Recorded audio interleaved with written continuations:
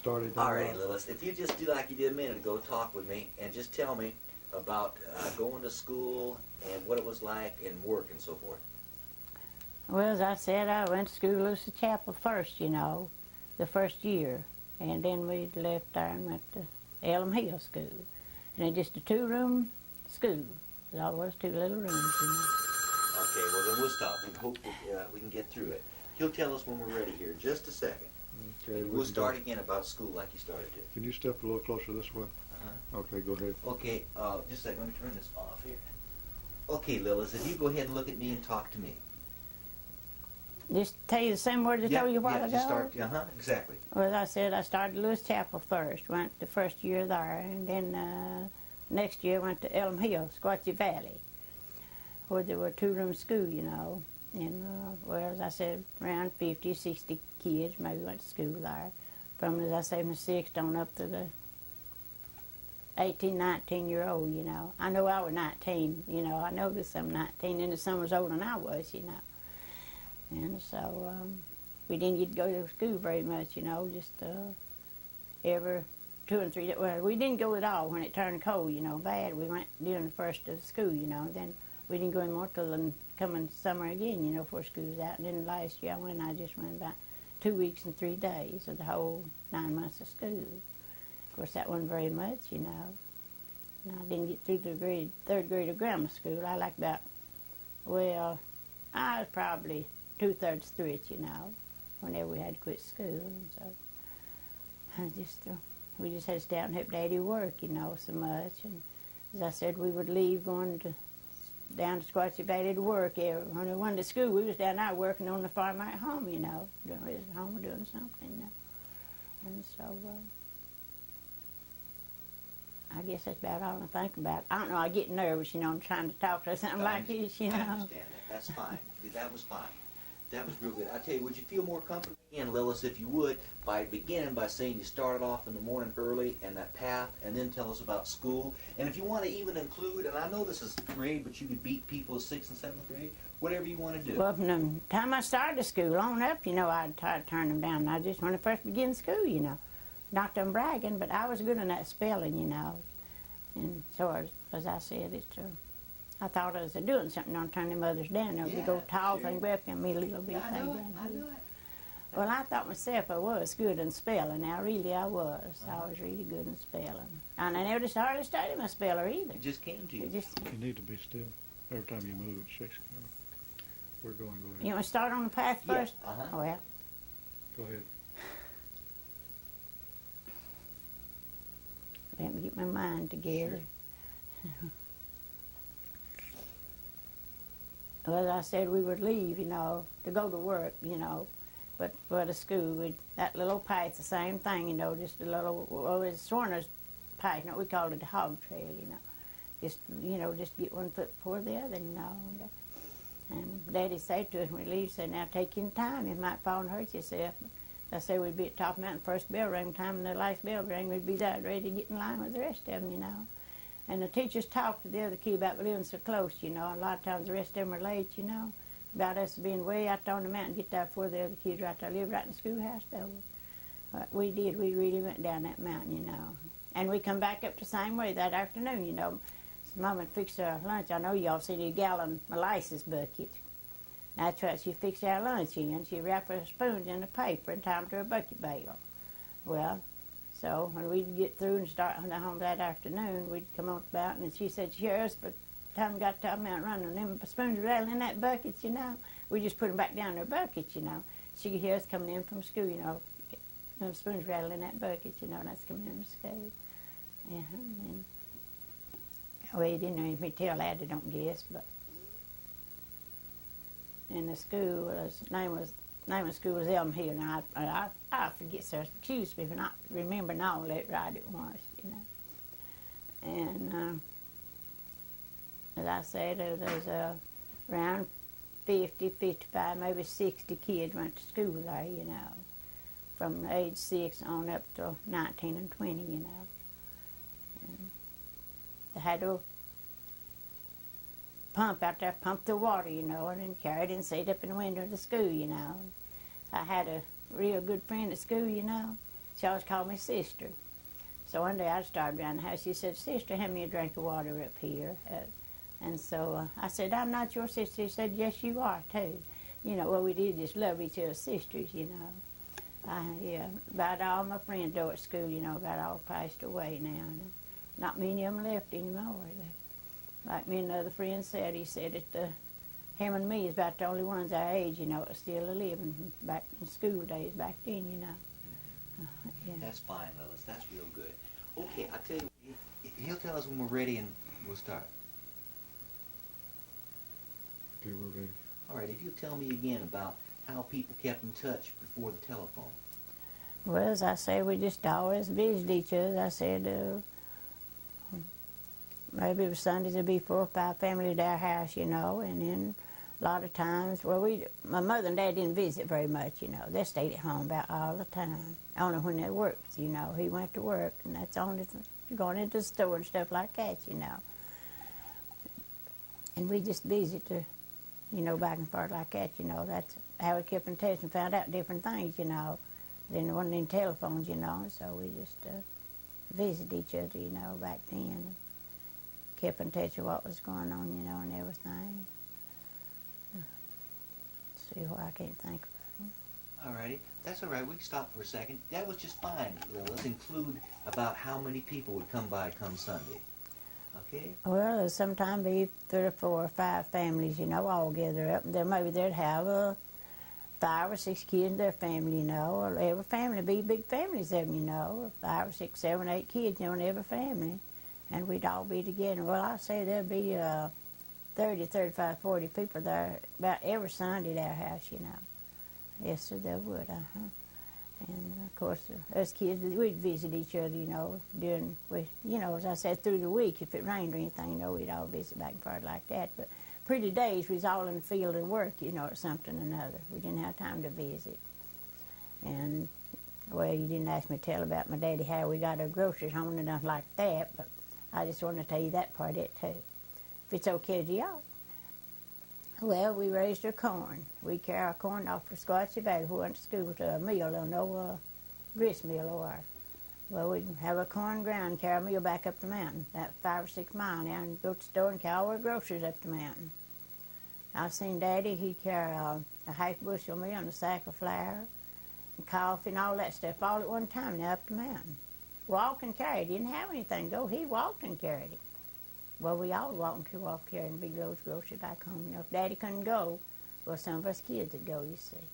So that's where we got our grocery work, made all of our living, too, you see, all but coffee and salt, sugar. Now, that's the only stuff we had to buy. We raised and worked and made everything else that we used. Mom would run, as I said, you didn't ask me to tell this, but Mommy would burn corn cob, make soda to go in her bread, and brown bran out of the mill to make coffee. Now, back then, don't think people didn't have it rough. They really did. I remember all that just as well as it had been history, whenever they do all that, you know. But they done it off no time I was old enough to remember anything on up till we all left home, you know, and everything. That's fine. That's real fine. Okay. And we'll just take different pictures. The reason for that, see, we need what we call cover shots. Just different things, because there'll be a narrator. He'll be talking, say, Lilles Johnson's going to tell us about this and that. Well, we need something to show.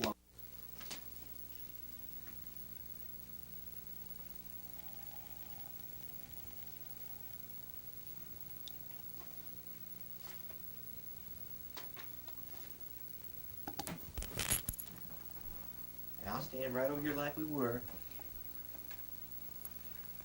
And we'll just try to ignore him, just the two of us visit a little bit. You tell me about just how excited you were and what you thought about the phone the first few times you used it. Well, I really didn't know anything about the phones. I had never tried to call anyone, you know, nor nothing else. I've been places and they tried to get me to dial and talk. I said, I wouldn't do it. I didn't think I knew how, you see. I just never did try. I didn't, you know. And so when I got my phone, I called one of my friends, was Sonny Moore. He said, where you at? I said, I'm at home. He said, you're kidding me. He said, you ain't got a telephone. I said, I have too. So he come over to see if I did have a telephone. Well, the next morning he called me, and I said, I had some company, you know. And I said, who is this? He said, it's a law. I said, who you hunting? He said, you. I said, well, I'm right here. Come on and get me, you know. Just that way, you know.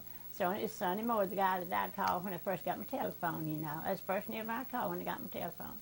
That's the first and ever I called. How long ago was that? Well, it's been, I've had my telephone 6 years, I guess. About 6 years I've had my telephone. And but ever since that, I like to talk, you know. So I just called my friend, my neighbor, my sister-in-law. The first time I called him, my sister-in-law was anybody knew what saying. I got one son, got my phone, looked down, looked the numbers up in it, you see, and called them. So we've all been calling, talking to each other. My sister-in-law didn't. Well, yeah, she just got her phone now, and then I got mine, you know. Then a lot of my other friends, they didn't have phones. Since they got their phones, you know, we just call and talk to each other, you know, and yeah. Oh, I wouldn't take nothing from my telephone. I think my telephone, anything I've got in the house, you know. I sure do. So I don't know what to do with that. Some kids said, Mama said, what did you do with that, your telephone? Said, well, I was going to take it. I said, what did you give them not to take it? I said, Lord, if I had, I'd give $200. You give them not to take it out, you know. I said, I really enjoy my telephone, and I do, yes. Well, I can call, you know, like going to the doctor, you know. I can call and make my appointments myself, you know, to the doctor and everything. Used to, I had to send some of the kids to go myself to my neighbor to get them to call for me, see. But now I can call and do my own business with the doctor and things, you know. Call right down there and tell them when to come in and everything, you see. So I don't have to get out and know where to call. Well, my neighbor thing's all gone now that used to live away, you know. They'd always go to use the phones, you know. So then although her husband passed away and she sold out and left, you know. So my son-in-law, he was here one day. I said, I bet when my son-in-law comes home, I'll get me a phone. He said, Mama, he don't put you in one. So I didn't have to ask him to. I just said something about a telephone, so he wouldn't have me one put in. Fine, that's fine. Thank you. That's real good. Go ahead and get you looking at the fire, and then maybe in a minute after that, we'll The floor. The boy was painting, you know, he dropped the paint stuff off the floor, and I can't get it up, you see. You won't come up and get it on that carpet. It's just our stay. Let's take a scissors up and cut it out, you see. Go ahead. Where you going to hide it? Well, I guess we don't do it. We'll go put a stick of wood in there or whatever. Well, my shovel's down in the corner on the far side.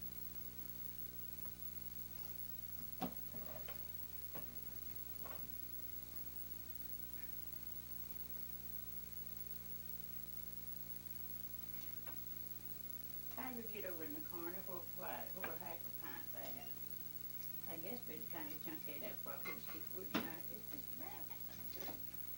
And that's hardly in there. Can you see the fire at all? Ain't nothing out for me. Must want to see much less somebody else. Okay. I didn't know that in your house. But if you there.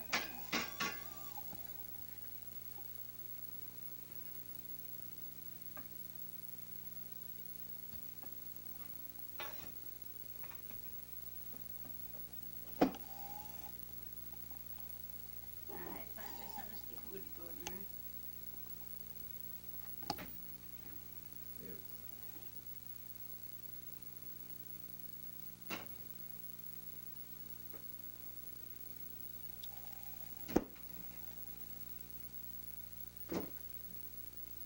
That might catch up. I just don't know whether or not.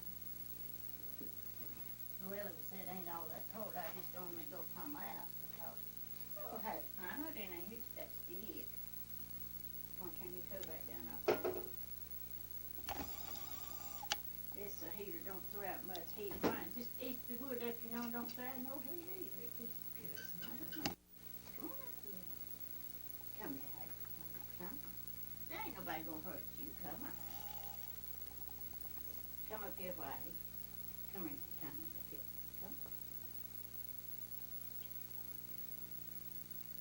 Come on up here. Come on. Get up there. Get up there and lay down. Well, come on. Come on. You look shabby little thing. You look ugly. Now, don't fight now. Yens can't do that. Yens don't want to fight, do you, Yens?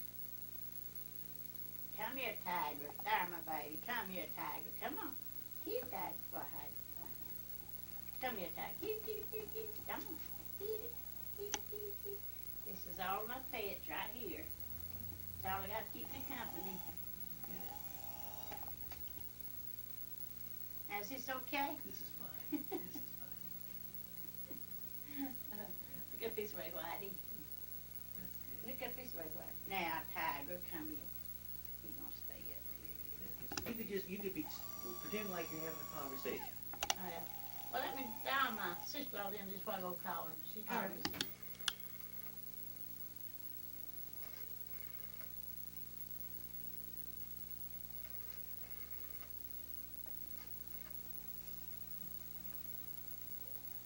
It's busy. Okay, just pretend. Okay, just It's keep. busy. Just act like you're talking on it. Ask her what How you're you doing. doing? You working hard? No, I ain't doing nothing right now.